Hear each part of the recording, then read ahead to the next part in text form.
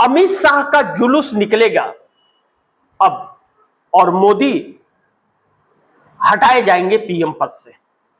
इसे जरा आप दर्शक समझिए कि आखिर यह बातें अब क्यों कही जा रही हैं। इस बात की चर्चा विशेषज्ञ भी क्यों कर रहे हैं कि अमित शाह का जुलूस निकलेगा और मोदी हटाए जाएंगे पीएम पद से।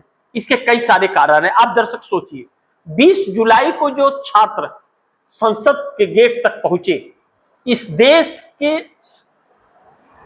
पहली ऐसी घटना यह है कि इस देश के लोग संसद के गेट तक पहुंचे, वह भी युवा पीढ़ी पहुंची और उनके साथ अभद्रता और क्रूरता दोनों दिखाई गई सरकार द्वारा।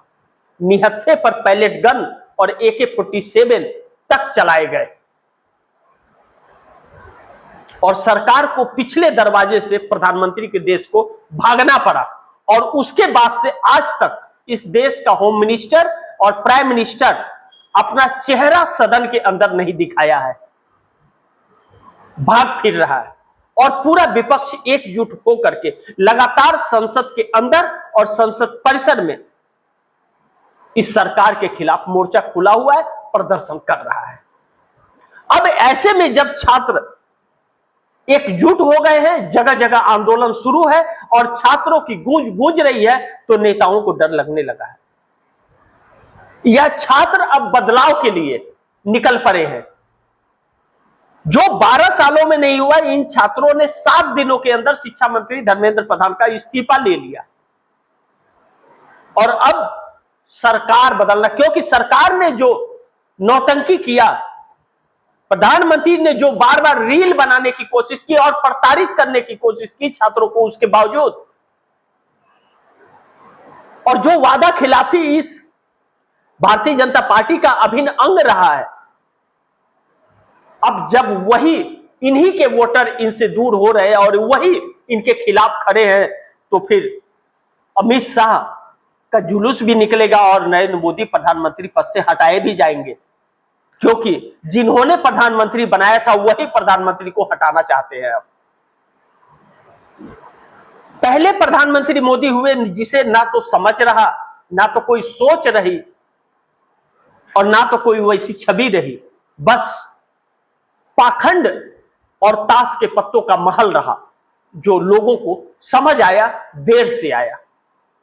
और 240 सीटें होने के बाद जो तानाशाहियां दिखाई और विपक्ष को जिस तरह से तोड़ दिया और उसके अंदर फूट डाली, संविधान को तार तार किया, देश की जनमत का अपमान किया, तो अब देश निकल पड़ा है ये इस परिवर्तन के लिए। और जब देश निकलता है तो क्या पीएम और क्या होम मिनिस्टर, किसी की कोई हैसियत नहीं रहती और विपक्ष हमलावर है। इस बीच 318 सांसद एनडीए के पास हैं और 318 सांसद जब एनडीए के पास हैं और उसके बावजूद फिर भी 272 सांसद का संघर्ष में लगा हो इस देश का प्रधानमंत्री, तो इससे साफ जाहिर होता है कि एकजुटता सरकार के अंदर नहीं है, यानी कि वह 318 सांसद सरकार के पक्ष में नहीं है। तभी तो 272 सांसदों का संघर्ष चल रहा है कि 200 बार बार बैठक हो रही है कि 272 बहुमत है कि नहीं, क्योंकि अब मोदी और शाह जब अतीत हो गए तो इन्हें अपना भविष्य नजर आ रहा है कि क्या हमारा जेल में बीतेगा। और यह सब कुछ कार्रवाई होगी जब सत्ता परिवर्तन होगा, और जब कार्रवाई होगी तो इनके लिए मुश्किलें भी बढ़ेंगी। लेकिन इसी बीच जिस तरह प्रधानमंत्री मोदी दलदल में फंसते जा रहे हैं और दलदल में फंसते जा रहे हैं, सरकार उतनी ही चलानी मुश्किल हो रही है।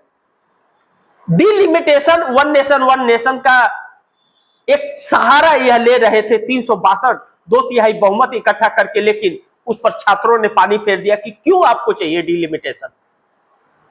महिला आरक्षण की बात संसदीय कार्य मंत्री किरण रिजिजू कहते हैं कि डिलिमिटेशन, महिला आरक्षण बिल कांग्रेस पास नहीं होने देती। राहुल गांधी ने कहा कि 2023 में जो महिला आरक्षण बिल पास हुआ तो लागू कीजिए ना। डिलिमिटेशन को महिला आरक्षण बिल से क्यों जोड़ा जा रहा है? महिला को आरक्षण देने के लिए सीट क्यों बढ़ानी है आपको? तो सरकार बैकफुट पर आ जाती है। संसदीय कार्य मंत्री ने प्रधानमंत्री मोदी और शाह को फंसा दिया। और अब सरकार चलाना मुश्किल हो रहा है, क्योंकि इन्हीं के लोग इनके साथ जब नहीं है तो कभी भी हटा दिए जाएंगे पीएम के पद से प्रधानमंत्री मोदी, क्योंकि संकटें अब इस कदर बढ़ने लगी है कि पूरा देश इनके खिलाफ हो गया है। करनी सेना, आरएसएस इनके खिलाफ अब सरेंडर कर दिया है अपने आप को, बैकफायर कर गया उसका जो भी षड्यंत्र था। मोदी चल नहीं पा रहे, चेहरे पर गालियां मिल रही हैं, सर्वे कह रहे हैं कि आपके लोग 86.8% आपका साथ छोड़ दिए हैं, और ब्यूरोक्रेसी कह रही है कि आपकी सत्ता आ ही नहीं सकती। तो ब्यूरोक्रेसी का सपोर्ट मिलेगा नहीं, गठबंधन का सपोर्ट मिलेगा नहीं, कौन आपके लिए अपना भविष्य खराब करेगा? तो ऐसे में सरकार बहुत मुश्किल में है। नरेंद्र मोदी कितने दिन और प्रधानमंत्री हैं, यह भी अब चर्चा का विषय एक बन गया है। लेकिन नीतीश नायडू को छोड़िए, नीतीश नायडू को छोड़िए, भारतीय जनता पार्टी के 240 सांसद भी इस वक्त मोदी के साथ नहीं है। उसमें एक बड़े बगावत की बू आ रही है, जो मोदी के रातों की नींद को हराम कर रही है।